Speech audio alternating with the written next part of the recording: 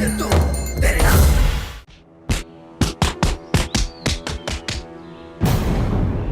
अभिनव,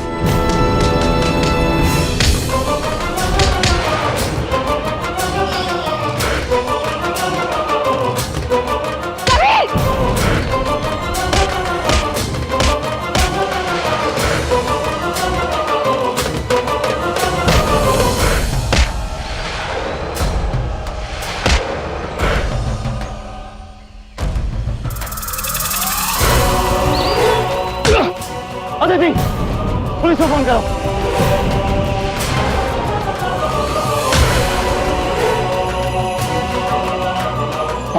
police,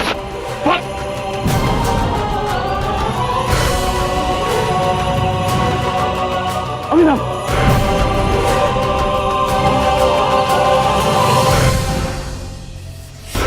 इसे फौरन hospital ले जाना चाहिए। जाओ जाके मामा जी को ले आओ। नहीं नहीं, हम पहले इन्हें धौलगंज जनरल हॉस्पिटल लेके चलते हैं और वहीं से सबको फोन कर लेंगे।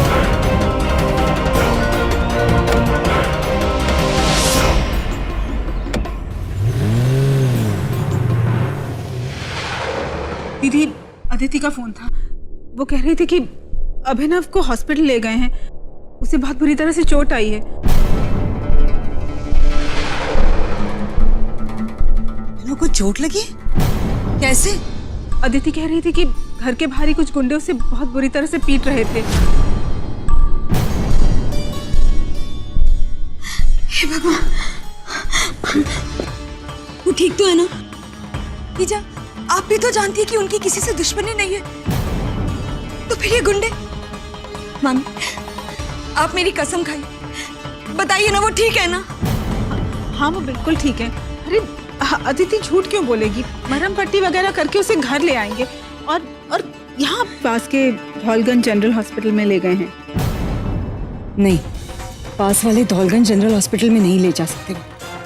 एक बार जब जेल में अभिनव की तबीयत खराब हुई थी तो उसका इलाज इसी हॉस्पिटल में हुआ था। कहीं उसे किसी डॉक्टर या नर्स ने पहचान लिया तो? अभिनव के लिए ये हॉस्पिटल सुरक्षित नहीं है।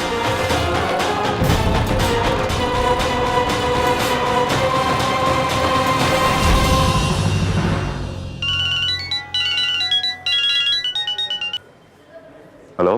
हेलो कबीर, अभिनव कैसे हैं? बस चोट लगी है जा, लेकिन आप घबराइए नहीं, सब ठीक हो जाएगा। देखिए, आप उन्हें सरकारी हॉस्पिटल नहीं बल्कि किसी अच्छे हॉस्पिटल में ले जाइए। ईजा, हम तो ऑलरेडी हॉस्पिटल पहुंच चुके हैं और डॉक्टर्स ने इलाज भी शुरू कर दिया। आप घबराइए नहीं, यहाँ पे इलाज बहुत अच्छा होता है।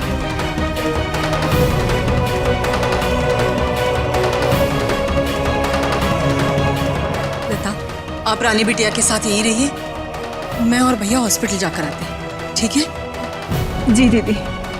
चलिए भैया। जी। चिंता मत कर, सब ठीक होगा।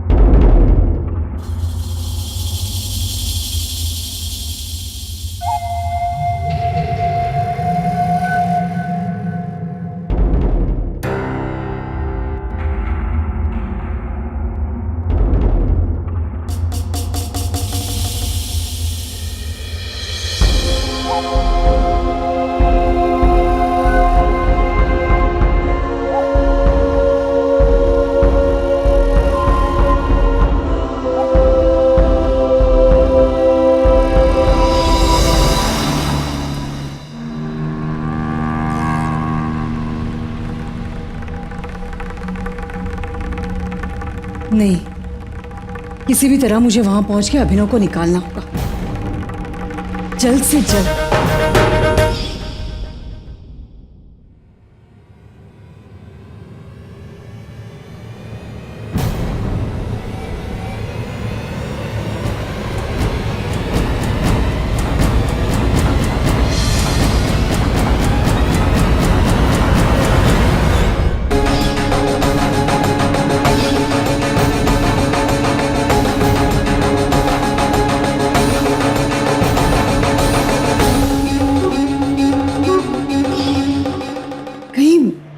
उसे किसी ने पहचान लिया तो सब गड़बड़ हो जाएगी। उस हॉस्पिटल में रहना मेरे बेटे के लिए खतरनाक हो सकता है। एक बार मैं अपने बच्चे को खो चुकी हूँ, दोबारा उस पर कोई मुश्किल नहीं आने दूंगी मैं।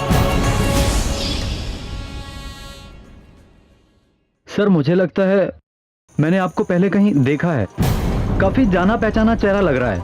कहीं आप टीवी वगैरह पे तो नहीं आते? नहीं डॉक्टर साहब, मुझे नहीं लगता आपने इन्हें देखा हो। इनके कदम तो यहाँ टिकते ही नहीं। अरे यहाँ क्या, इनके कदम तो हिंदुस्तान में नहीं टिकते।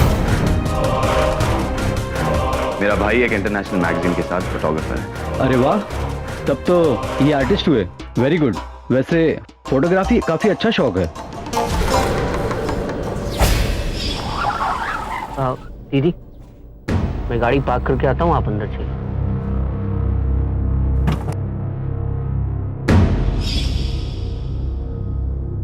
ये लीजिए, इनकी बैंडेज भी हो गई, बस रिपोर्ट्स आने बाकी हैं।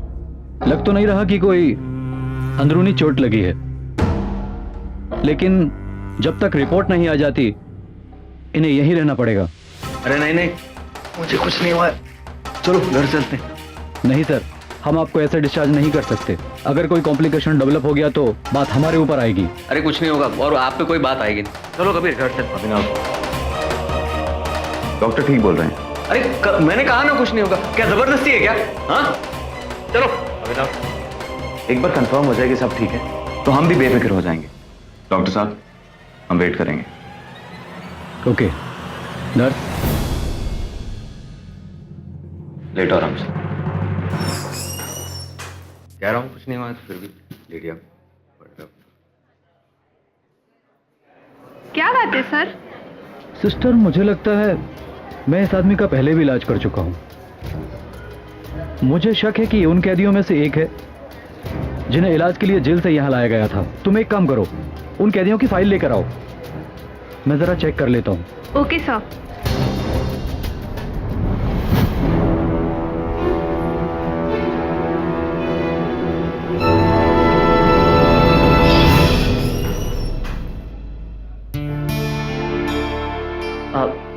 विनव, आपकी तबीयत कैसी है? डॉक्टर ने चोटों पर बैंडेज बांध दिया, बस रिपोर्ट्स आनी बाकी है। एक बार कंफर्म हो जाए कि कोई अंदरूनी चोट तो नहीं, उसके बाद घर लेकर चलेंगे। एक्चुअल में ये ठीक है। दीदी कहाँ है? नीचा भी आई है। हाँ, एक्चुअली हम दोनों साथ आए थे। मैं कार पार्क करने गया और वो इस तरफ आई। पर वो यहाँ नहीं आई। यहाँ नहीं आई तो फिर कहाँ गई?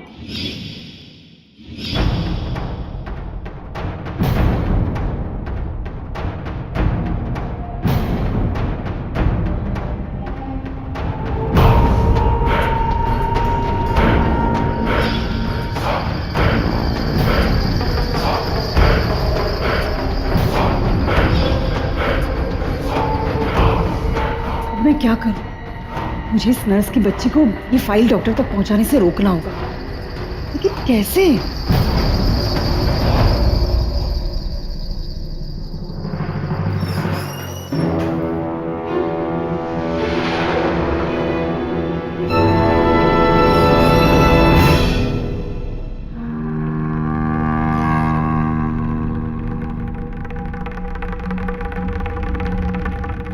ये फाइल तो बिल्कुल वैसे ही है जैसे वो नर्स अभी अभी बाहर लेकर गई है।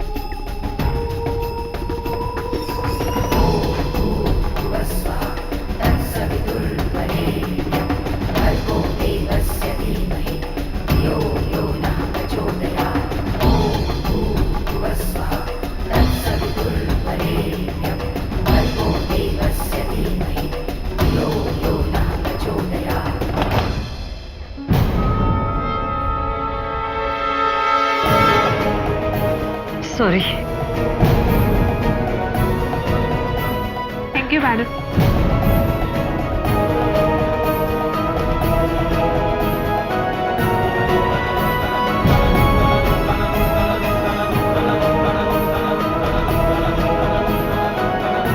मुझे सबसे पहले इस फाइल को ठिकाने लगाना होगा। किसी भी कीमत पर कबीर या आदित्य के हाथ नहीं लगनी चाहिए ये फाइल।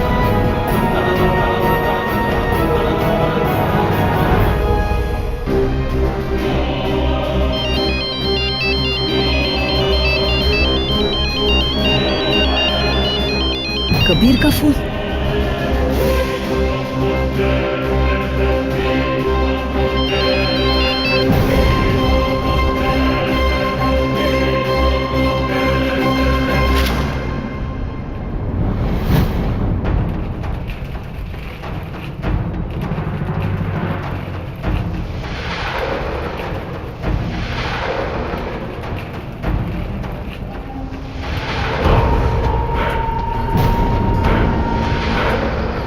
ईजा, आप यहाँ?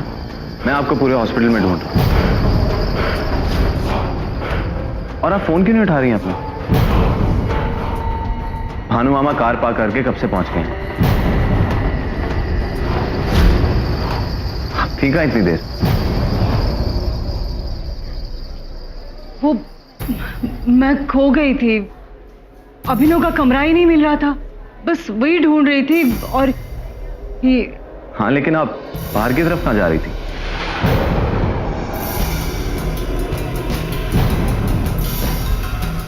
चलिए, मैं आपको लेकर चलता हूं।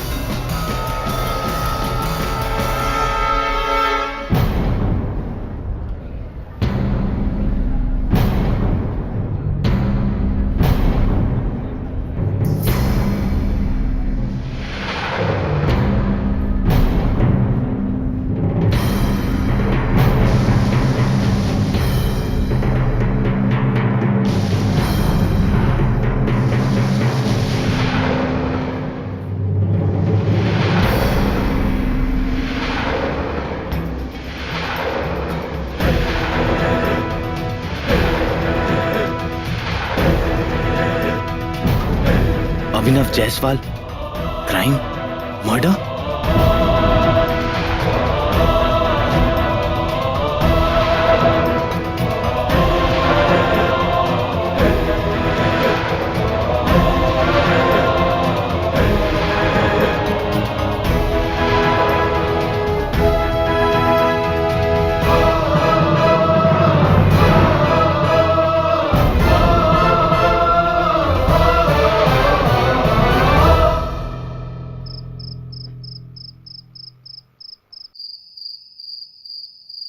मेरे भाई पे मर्डर का केस चल रहा है और हमें भनक तक नहीं। वो इतने दिन जेल में रहा और हम सोचते रहे कि वो विदेश में है अपने फोटो असाइनमेंट के लिए। वो आज कानून की नजर में जेल से फरार एक मुजरिम है जिसकी तलाश पुलिस को है और हमें पता ही नहीं। क्या हो गया रहा है इस घर में? हर कोई अपनी अपनी दुनिया में जी रहा है, अपनी अपनी परेशानियों के साथ, लेकिन एक दूसरे से बांट नहीं सकते। ऐसी होती है फैमिली। हाँ, इतनी दीवारें कब खड़ी हो गई हैं एक दूसरे के बीच में? लेकिन आज अचानक ऐसा लग रहा है जैसे ये घर घर नहीं बल्कि एक सराय है जहां लोग साथ आके ठहरते तो हैं लेकिन साथ जीते नहीं।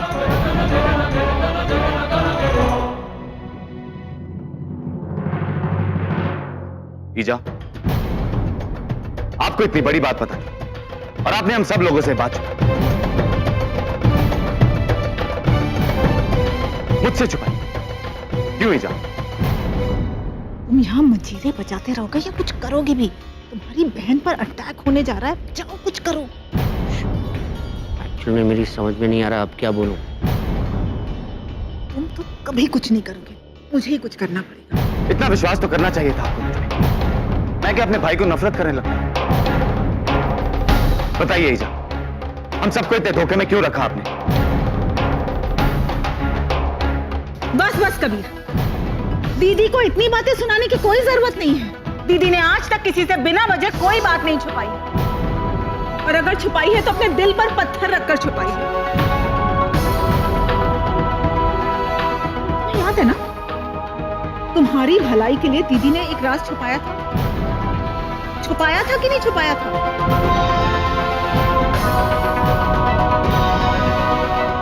तो आज ये अभिनव तो दीदी का सगा है।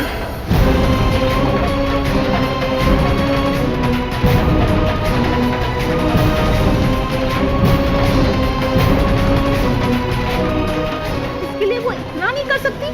क्यों? सारा प्यार का तुम पे ही लुटा दे? नहीं दीदी, आज मुझे बोल लेने दीजिए। जब जब बात सच की है तो सारा सच सामने आने दीजिए ना दीदी। अरे इन लोगों को भी तो पता चले कि घर में इतनी दीवारें जरूरी क्यों हो जाती हैं। आज इनकी हिम्मत हुई है कि आपके सामने बोले तो जवाब भी सुनने की हिम्मत होनी चाहिए। शर्म आनी चाहिए। दीदी सारी जिंदगी सबका भलाई करती रही लेकिन अंत में वही बुरी बनी। एक मिनट।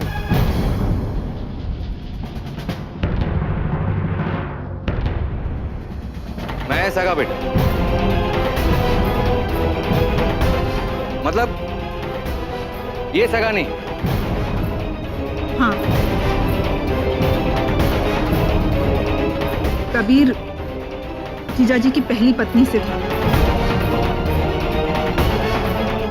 उनके देहांत के बाद दीदी ने ही पाल पोस कर कबीर को बड़ा किया।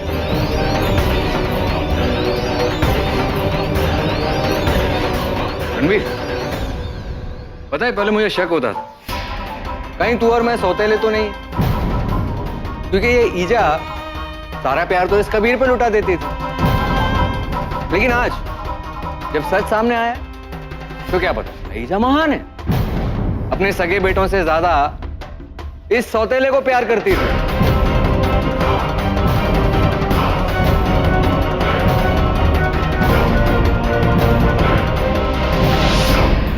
वाह ईजा, पता है ये सब सुनकर है ना मेरी आंखों में आंसू आ रहे हैं, रोना चाहता हूं। एक बात बताऊं, आप इस दुनिया की हर एक सौतेली मां के लिए एक मिसाल है। अभिनव,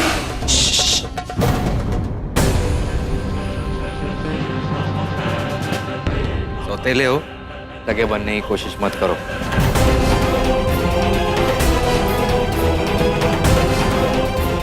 एक काम करो ना, पुलिस को फोन और फिर कहना, हेलो पुलिस, मेरा भाई यहां पर है, उसे ले जाओ, मैं उसे रास्ते से हटाना चाहता हूं।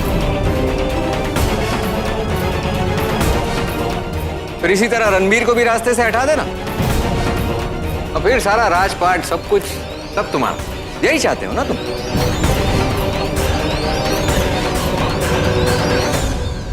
नहीं अभिनव, आप इन्हें गलत समझ रहे हैं। वीर आपसे बहुत प्यार करती है, परिवार से बढ़कर इनके लिए और कुछ भी नहीं है। क्या है अदिति कि एक आदर्श पत्नी की तरह है ना, आपने भी वही सुर पकड़ा है जो आपके पति ने। सुर अच्छा पकड़ा है, लेकिन आज म्यूजिक और ये सब सुनने का इरादा नहीं। इसलिए अगर आपको ये सब सुनाना ही है ना तो कहीं और जाके सुनाइए। अब आप समझ गए ना, ये बात मैंने सबसे क्यों छुपा कर रखी कि आप मेरे सौतेले बेटे हैं। वो बात जिसकी अब कोई अहमियत नहीं है, उस एक सच ने घर में कितना तूफान खड़ा कर दिया। देख रहे हैं ना आप, आपका छोटा भाई किस तरह से बात कर रहा है आपसे।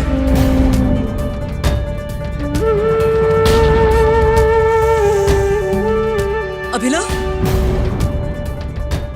माफी मांगिए कबीर से।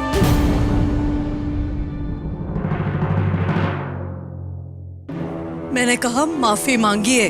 हाँ चलो ठीक है, सॉरी।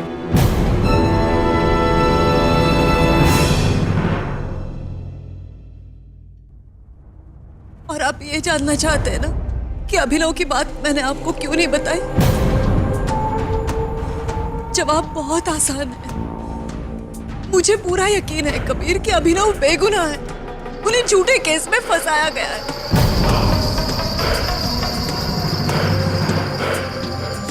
मैं चाहती थी कि बिना घर वालों को परेशान किए अपने आप उन्हें इस केस से बरी करवाऊं, ताकि मेरे सगी औलाद की वजह से किसी को शर्मिंदा ना होना पड़े। ईजा, अगर अभिनव बेगुनाह है तो आप चिंता मत कीजिए, अभिनव को कुछ नहीं होगा।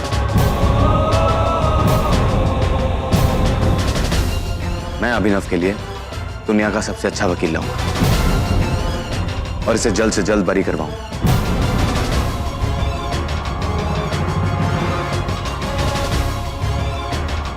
लेकिन सबसे पहले इसे जेल वापस जाना चाहिए।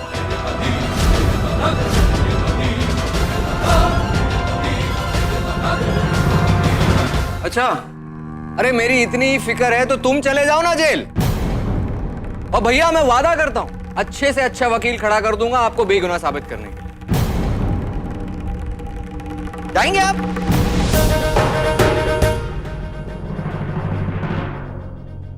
क्या हुआ? हवा निकल गई? बोलो ना। बस हो गया अभिनव, चुप हो जाइए आप। कबीर जो कहेंगे आपको करना होगा। रिश्ते सिर्फ खून से नहीं बनते, दिल के जुड़ने से भी रिश्ते बनते हैं। कबीर बड़े भाई हैं आप, ये जो कहेंगे इनकी बात आपको माननी होगी, समझे आप?